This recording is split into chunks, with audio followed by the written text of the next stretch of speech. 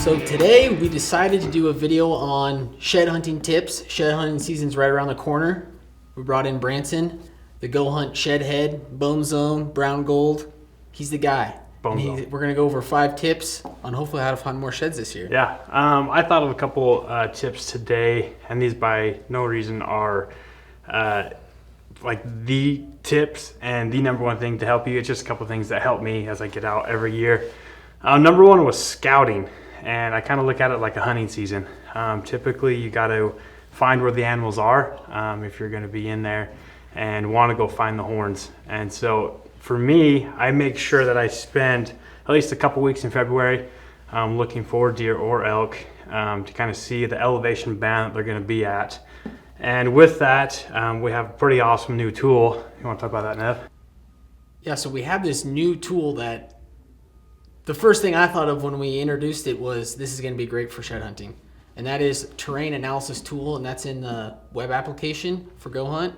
And basically what it does, it's going to be able to highlight those slopes that you can find the animals at in those late seasons. Yep, it's pretty awesome. When you're shed hunting for elk, I like to really focus in on mahogany slopes, south facing, those elk like to hang out in. Typically that's a place that melts off the snow fastest, and that green grass is going to kind of come through, so those elk like to spend a lot of time in there. So using that tool has been awesome. I've loved using it, and it helps me find new areas to kind of go explore and look for some different more bone zone. Right, yeah, and it's so basically how this will work is you can change the setting to, if you want to see just south slopes, it's going to highlight all those south slopes in the area that you're looking at. So you're going to know exactly or have a decent idea of where those animals might be this time of year, and hopefully where their sheds are going to be. Yep, and the other thing that we forgot to kind of mention was the elevation bands that you can also highlight in that tool.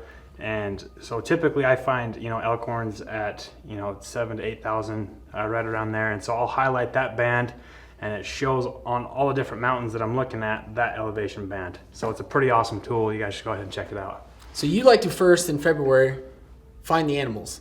Like you go out and are glassing, finding the animals, and they still are packing their horns. Yep. And then hopefully they're going to be in that general area. Yep. Typically, I like to get out there in February for those couple weeks and just kind of see where they're going to be at.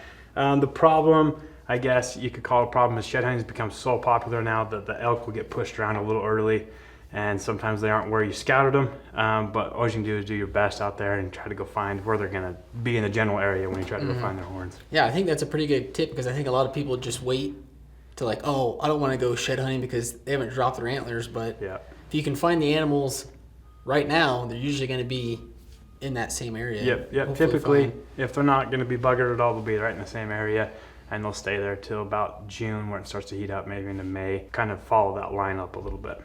So tip number 2, what do you got for us? We got glassing. And again, these are kind of tips that I use in just hunting. Just when I'm each fall, I am scouting and I'm glassing. And you can cover a lot of distance with your glass when it comes to horns. With elk horns, we don't have any to show. They're big. They're so big. And you can see them when you sit down, and I carry my tripod and I carry my 12s, and I sit on there. And typically I'll follow elk trails, and I'll look really hard right there to kind of see if there's one sitting there. And white elk horns, white deer horns stick out so bad. How long do you think will you glass for? If I'm in a really good area and I know that there's tons of elk sign in that area, I'll sit there, take a good break. Usually I'm pushing pretty hard for 10-15 minutes. Make sure I cover it really good. Make sure that I am not going to miss anything, so I don't have to, because you can't cover all the ground walking. It's impossible. In oak and manzanita, there's just no way. How many sheds do you think you found just by glassing up? Man, that's hard to say. I'd say quite a few. Let's put a number on there, like 20. And I haven't done that until recently, that I've started to work a little bit smarter as I've gotten a little slower, a little fatter. I've started walking more with the glass, and it's actually helped a lot, and it's awesome. You look through there and you find an elk horn, deer horn, instantly pumped. It's an awesome feeling to kind of not have to walk, and you know exactly where it is, and you can walk right to it and go pick it up. It's pretty awesome. Would you say it's kind of like a first step you do? You get to a new spot, sit down, glass it really good, then start walking around? Yep, for sure, because I will glass not only for the horns, but also to see if the elk are in the area. Typically, in these late seasons like this, we don't want to push the elk too hard. So we're going to see if the elk are in there, maybe kind of steer away if they are, and also to see general areas that they have been, to see if the horns will be in that area. Right. Number 3, tip number 3. Number 3, this is one of my favorites, and I was kind of thinking about it as I was coming down. Overcast days. And it was funny because I was sitting here talking to Neville about this earlier. It's so crucial. I mean, I wouldn't say crucial, but it helps so much for myself when I am shed hunting on overcast days.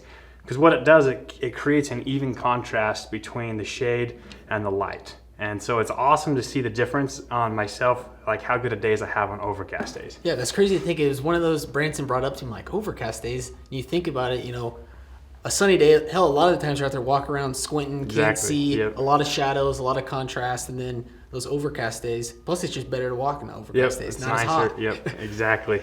I love those overcast days 10 times more. I know for myself when I'm looking for elk horns, it's usually in the snow. Just like he said, I'm squinting like this on those sunny days, and it's pretty awful.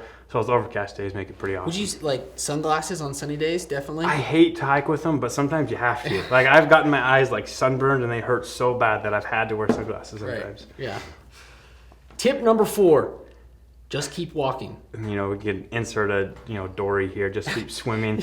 I thought about this one because when I'm looking for deer horns, sometimes there's no rhyme or reason where the horns are. You just wander and you just walk. And I've done up to 20 plus miles looking for deer horns, and it's just walking. You're just out there, and I hike in the sand country, so it's kind of rough sometimes. Every step is a little, you're not taking a full step, and it just gets overwhelming. But the more you go, the slower you go, the better. So would you say like the number 1 mistake a lot of people do is walk too fast? Absolutely. Well, I guess I can't say number 1. Huge mistake though. I know for myself, I'll just get trudging and I'll just get going, and I'm not really paying attention to my surroundings, not really looking for horns. And also the thing I find myself doing is in kind of rougher terrain, I'm looking at my feet. And I'm, walking, and I know at that time I'm not looking around me, I'm not looking for horns, and I know I walk past horns.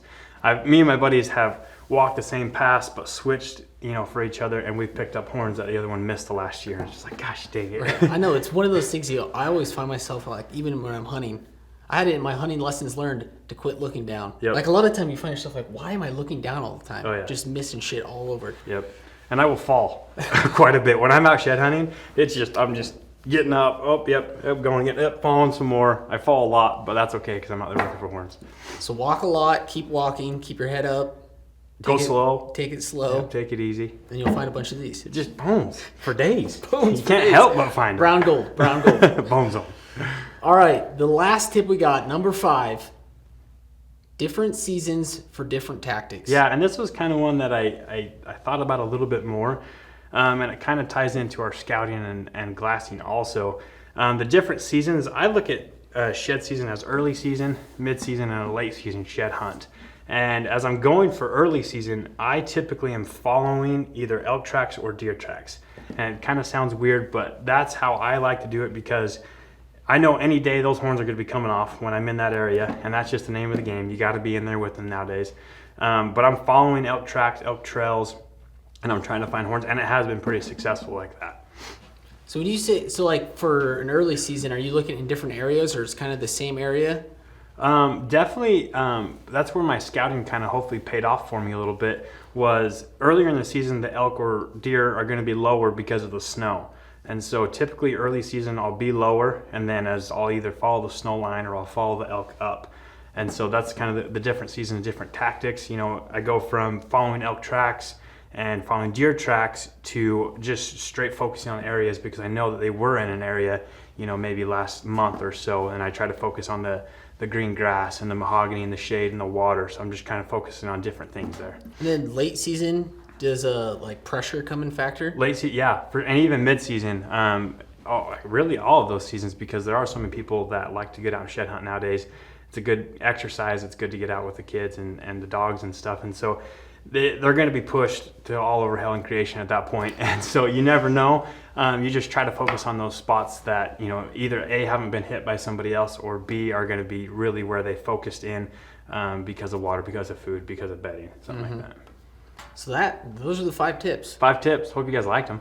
That's how you're going to find more sheds than you've ever found in your whole entire life. 100%. This Guaranteed. is the year. This is the year. You're going to find more bones because you heard this and you know those 5 tips now. You're welcome. 5 tips. Number 1, Scouting. 2, Glassing. 3, Go on overcast days. 4, Just keep walking or swimming. and number 5. Different season, different tactics. That's how you find sheds right Go hunt, now. baby. And like we mentioned earlier, this new terrain analysis tool that we have on the goHUNT maps. Plus, you can also have the mobile app when you're shed hunting, tracking where you're going, marking sheds that you found. We're doing a promo right now, DO50. Sign up using that promo. You get 50 points into the goHUNT Gear Shop. And you get to use all those features that we mentioned in this video to help you find more sheds and go from there. Yeah, it's awesome. It's a game changer. Often for myself, I get tired when I'm out there shed hunting really hard. So I'll sit down, make sure I'm looking at the right terrain, make sure I'm on the right slopes that I want to be on, stay in the same elevation bands. And it's really a game changer out there shed hunting, and a great tool. Just try it out. And I think we're going to have another video following this one where Branson's going to go over the terrain analysis tool, how it functions, how he uses it when he gets ready to go shed hunting. If you have any comments, drop them below. Please subscribe. Find some brown gold. Bone zone. Bone zone.